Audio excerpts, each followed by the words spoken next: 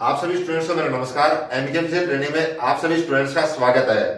आज मैं राजस्थान एसआई के स्टूडेंट्स जो फिजिकली प्रिपरेशन कर रहे हैं उन स्टूडेंट्स के बारे में बात करने जा रहा हूं। तो मैं आज दो टॉपिक लेके आया हूं जो मेनली अभी फिलहाल ही काफी ज्यादा हाइला के अंदर है। तो जो मेरा पहला टॉपिक है वो इस बात को लेकर है कि जिन स्टूडेंट का 13 तारीख को पेपर था, नॉर्मलाइजेशन के अंदर उन स्टूडेंट्स के नंबर कम हुए हैं या ज्यादा। दूसरा जो टॉपिक है वो ये है कि नॉर्मलाइजेशन क्या है, नॉर्मलाइजेशन कैसे किया जाता है, इसके बारे में हम विस्तार से बात करेंगे। जो मेरा पहला टॉपिक है वो काफी स्टूडेंट्स से मेरे पास कमेंट्स भी आ रहे हैं कि सर 13 तारीख को हमारा पेपर था, हमारे नंबर कितने कम हुए हैं, हमारे नंबर कम हुए हैं या ज्यादा। ये तो 13 तारीख के जो स्टूडेंट्स हैं इनमें संशय काफी ज्यादा बना हुआ है। बात में जा रहे हैं कि जो संशय बना हुआ है स्टूडेंट्स के दिमाग में वो ये बना हुआ है कि 13 तारीख को हमारे जो नॉर्मलाइजेशन हुआ है उसके अंदर नंबर कम हुए हैं। देखो जब कोई चीज सामने आती है ना तो वो चीज क्या निकल जाती है। जैसे मान लो 13 तारीख हाईलाइट हो गई तो 13 तारीख को लोगों ने हाईलाइट कर दिया, हाईलाइट करके काफी हाईलाइट हो गई कि 13 तारीख को हमारे नंबर कम हुए हैं। किसी एक स्टूडेंट ने बोला कि यार 13 तारीख को पेपर टफ आया था। जैसे मान लो बातचीत चल गई, 50-60 स्टूडेंट्स है या 20-30 स्टूडेंट है जो एक जगह फिजिकल करने आ रहे हैं, तो उसमें क्या एक स्टूडेंट ने बोल दिया कि मेरा भाई 13 तारीख को पेपर था यार, मेरे नंबर तो 40 नंबर कम हो गए 40 नंबर, जबकि मैं तो पास थी और मैं फेल हो गई। तो उसमें क्या होगा कि जो दूसरे स्टूडेंट होंगे ना जिनके नंबर कम होंगे और वो भी होंगे, तो वो स्टूडेंट भी क्या मोनोपोलिज बनाते हैं कि आप हम क्या करें। और उसमें वो क्या करते हैं, अरे यार मेरे पेपर भी 13 तारीख को था तो मेरे नंबर भी 20 नंबर कम हो गए और इस वजह से मेरे भी नंबर कम हो गए। तो वो होता है जिनमें कॉन्फिडेंस की कमी होती है ना, वो स्टूडेंट इस तरह की मोनोपोलॉजी पहले बढ़ा देते हैं कि भाई मेरा 13 तारीख को पेपर था या मेरा भी 13 तारीख को पेपर था। अब उनकी न तो एडमिट कार्ड आपने देखा और न मैंने देखा। ये मोनोपोलॉजी काम करती है, मतलब कि ये स्टूडेंट की मोनोपोलॉजी काम करती है कि भाई एक ने बोल दिया तो उसके पीछे दूसरा बोल गया कि दो बंदे जुड़ गए तो दो बंदों की बात तो सच होगी, उसके बाद में तीसरा जुड़ गया, चौथा जुड़ गया और इस तरह से ये लाइन बढ़ती जाती है। और ये बढ़ती बढ़ती जयपुर से सीकर, सीकर से जोधपुर, जोधपुर से बाड़मेर, इस तरह से मोनोपोलॉजी बढ़ते बढ़ते पूरे आसपास के एरिया में काफी बढ़ गई और इस तरह से है। तो मैं ये भी नहीं कहता भाई 13 वाले स्टूडेंट्स के नंबर कम नहीं हुए होंगे, हो भी सकता है ये बात, लेकिन जो अभी जो मार्केट में चल रहा है ना वो इस बेस के ऊपर चल रहा है। अभी कोई भी चीज क्लियर नहीं है कि 13 तारीख का पेपर हार्ड था, 14 तारीख का पेपर हार्ड था या 15 तारीख का पेपर हार्ड था। तो ऐसा कुछ भी स्टूडेंट अंदाजा नहीं लगाया कि भाई 13 तारीख को हमारे नॉर्मलाइजेशन नंबर कम हुए हैं और ये हमारे ज्यादा हुए हैं, ऐसा कुछ भी नहीं है। अभी कुछ भी चीज क्लियर नहीं है तो किसी को भी डिमोटिवेट होने की जरूरत नहीं है। पूरे कॉन्फिडेंस में रहिए और ये सोचे चलिए कि हमारे नॉर्मलाइजेशन में नंबर बड़े होंगे। और 13 तारीख वाले स्टूडेंट्स में भी डिफरेंस आता है, जरूरी नहीं है कि सभी स्टूडेंट्स के नंबर कम हुए होते हैं, कुछ स्टूडेंट्स के नंबर बढ़ भी सकते हैं। और वो किस तरह से काम करता है वो आगे मैं आपको विस्तार से बताऊंगा। जो हमारा नेक्स्ट टॉपिक है इसके ऊपर हम चलते हैं कि नॉर्मलाइजेशन के अंदर सबसे बड़ी बात तो ये कि नॉर्मलाइजेशन क्या है और नॉर्मलाइजेशन कैसे किया जाता है, इसके ऊपर हम विस्तार से बात करेंगे। तो सबसे पहले मैं टॉपिक लेता हूं नॉर्मलाइजेशन क्या है। तो सरल शब्दों में बताऊं तो नॉर्मलाइजेशन क्या होता है कि आप जैसे नंबर 100 नंबर पेपर हुआ, आप 60 नंबर क्वेश्चन करके आए, एक नंबर का एक क्वेश्चन आपके 60 नंबर आ गए, ये आपके प्राप्तांक है जो आपने नंबर प्राप्त किए हैं। 4 पेपर थे, एक इजी, एक वेरी इजी, एक नॉर्मल मतलब कि थोड़ा टफ या मतलब नॉर्मल टफ और एक वेरी टफ। तो इसमें क्या हुआ कि इजी वाला नंबर जिसका इजी पेपर था, वेरी इजी पेपर था, उसके मान लो कि वो 70 क्वेश्चन अटेम्प्ट किए, ये आप मान लो कि उसने 80 क्वेश्चन अटेम्प्ट किए। वेरी इजी वाले ने 90 क्वेश्चन अटेम्प्ट कर लिए, टफ वाले ने 70 क्वेश्चन अटेम्प्ट किए और वेरी टफ वाले ने 60 क्वेश्चन अटेम्प्ट किए। अब इसमें क्या होगा कि जो वेरी टफ वाला है ना, वेरी टफ वाला पेपर है, इसको वेरी इजी वाले के बराबर लाने के लिए 30 नंबर इसमें इंक्लूड करेंगे, 30 नंबर प्लस करेंगे तभी इसके बराबर पहुंचेगा। 80 नंबर वाले के 10 नंबर इंक्लूड करेंगे इजी वाले में तब वो नंबर पहुंचेगा। और जो 70 नंबर जो नॉर्मल पेपर मतलब एवरेज था, जिसके ज्यादा इजी ना हार्ड और जो नॉर्मल बीच में था, उसके अंदर 20 नंबर इंक्लूड करने होंगे प्लस 20, तब जाके वो 90 वाले पे पहुंचेगा। ये चीज होती है। तो तो इसमें क्या चीज काम करती है, जैसे मान लो कि 100 नंबर पेपर था, 100 में से 60 क्वेश्चन अटेम्प्ट किया आपने, 60 क्वेश्चन। एक स्टूडेंट है जिसने 60 क्वेश्चन, एक स्टूडेंट है जिसने 60 क्वेश्चन अटेम्प्ट किए, और 20 स्टूडेंट है उसने भी 60 क्वेश्चन अटेम्प्ट किए।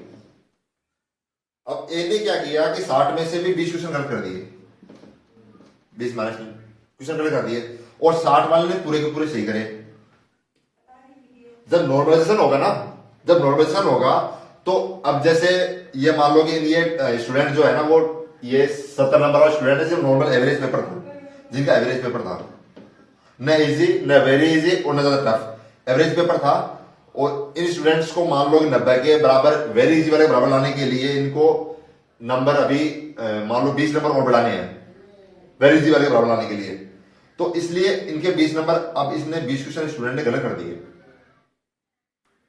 अब 20 क्वेश्चन गलत कर दिए और उन्होंने एक भी क्वेश्चन नहीं गलत किया, तो इनका जब नॉर्मलाइजेशन होगा ना, तो 20 स्टूडेंट का एवरेज निकाला जाता है। एक इनका प्रॉपर चार्ट होता है, एक फॉर्मूला होता है, उस फॉर्मूले की तरह नंबर निकालते हैं। लेकिन इन जो 60 नंबर वाला है ना, उसके नंबर तो कंप्लीट जैसे 20 नंबर बढ़ जाएंगे, 60 प्लस 20 80 नंबर हो गए, 80 नंबर। लेकिन इनके ये 20 नंबर नेगेटिव है, मतलब इन्होंने जो पेपर सोल्व किया है उसके अंदर इनको पेपर नेगेटिव भी किया है, इन्होंने नेगेटिव पेपर में क्वेश्चन गलत भी किए हैं। तो इसके जो नॉर्मलाइजेशन नंबर बढ़ेंगे ना, इनके नंबर कम ही बढ़ेंगे, मानो 3 नंबर बढ़ेंगे इनके, क्योंकि इन्होंने क्वेश्चन ज्यादा अटेम्प्ट किए और क्वेश्चन ज्यादा गलत किए हैं, इसलिए इनके 3 नंबर बढ़ेंगे। जब मेरिट निकलेगी तब ये 60 प्लस 3 इनके 63 रह जाएंगे, और इनके 60 प्लस 80, 60 प्लस 20 80 नंबर हो जाएंगे। ये चीज होती है। तो आप ये नहीं सोचो कि भाई हमारा 13 का पेपर था, हम सबके नंबर कम हो जाएंगे या सबके नंबर बढ़ जाएंगे। ये चीजें आगे डिपेंड करती है भाई किस हिसाब से कौन सा पेपर टफ था, कौन सा हार्ड था। और अलग चीज अगर मैं दूसरे शब्दों में अगर मैं आपको बताऊं, तो आपके 3 पारियों पेपर बाद 14, 15, 16 में 14, 15, 16, तो सबसे पहले तो क्या होगा कि सभी पारियों के जो कैंडिडेट्स के मार्क्स होंगे उनका स्टैंडर्ड डिवीजन होता है। सभी पारियों के, तीनों पारियों के जो कैंडिडेट होंगे उनके स्टूडेंट के जो मार्क्स होंगे उनका स्टैंडर्ड डिवीजन होगा, और उसका भी एक अलग फॉर्मूला था, उस फॉर्मूले के तहत ही ये सारी चीज निकल के सामने आती है। दूसरी चीज क्या होगी, जो तीनों पारियों के जो टॉपर कैंडिडेट्स होंगे, टॉपर कैंडिडेट्स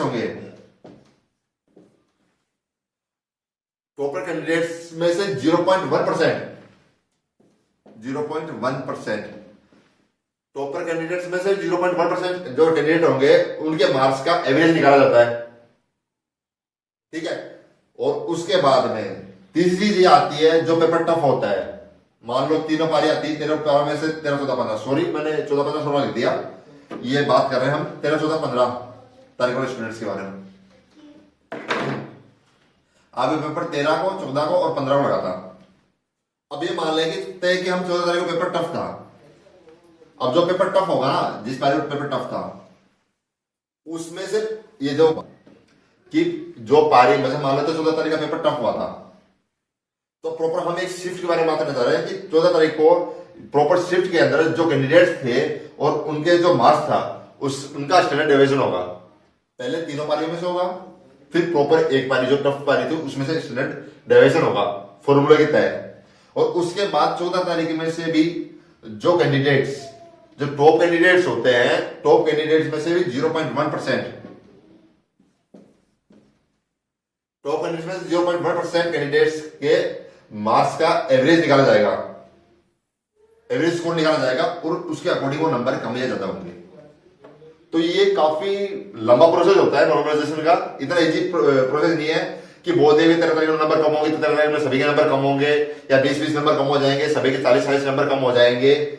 ये जरूरी नहीं है। आप लोग किसी भी स्टूडेंट्स को इतना डिमोटिवेट होने की जरूरत नहीं है। तो 13 तारीख के पेपर हुए, जरूरी नहीं है सभी के नंबर कम हो या सभी के नंबर इंक्रीज हो या सभी के नंबर डिक्रीज हो, ऐसा जरूरी नहीं है। तो आप सभी स्टूडेंट्स को सबसे पहले तो मैं ये बता रहा हूं, अगर आप पास हुए हो, आपको फिजिकली रिकॉल हुआ है, तो सभी स्टूडेंट्स को अपने फिजिकल की प्रॉपर प्रिपरेशन करनी चाहिए। फिजिकल इतना लंबा फिजिकल नहीं है, सिर्फ आप अगर स्टैंडर्ड, आपके अगर स्ट्रेंथ डेवलप है, आपका बॉडी वेट अकॉर्डिंग टू आपकी बॉडी है, तो जो पासिंग मार्क्स है ना, पासिंग मार्क्स वो पासिंग मार्क्स आप आराम से 15 to 20 डेज के अंदर ला सकते हैं आराम से। फिर भी किसी स्टूडेंट को इसमें संशय हो कि ये नहीं हो सकता, तो वो आके मेरी क्लासेस अटेंड कर सकता है। मेरी क्लासेस जयपुर के अंदर काला रोड के ऊपर झोटड़ा के अंदर लगती है, और मेरा ओनली 1.5 आवर का टाइम होता है। ओनली 1.5 आवर का टाइम है, उसी चीज में मैं फिजिकल क्लियर रहता हूँ। और मेरे स्टूडेंट्स जो है, मेरे जिन्होंने मुझे ज्वाइन कर रखा, काफी स्टूडेंट्स हैं जो आए क्लास अटेंड करी, उन्होंने 15 to 20 डेज का कोर्स किया और वो वापस अपने जो आगे की प्रिपरेशन है उसमें लग गए। और आपको बता दूं, मैं काफी टाइम से मेरे वीडियोस भी होंगे, काफी टाइम पहले से मैं बोल भी रहा हूं, जो मैंने दिल्ली पुलिस का बैच निकाला था स्टूडेंट गर्ल्स का, उस दिल्ली पुलिस के बैच के अंदर जो गर्ल्स का बैच था वो ओनली 1 मंथ का बैच था, और 1 मंथ के बैच में 45 में से 42 गर्ल्स का सिलेक्शन हुआ था फिजिकल में।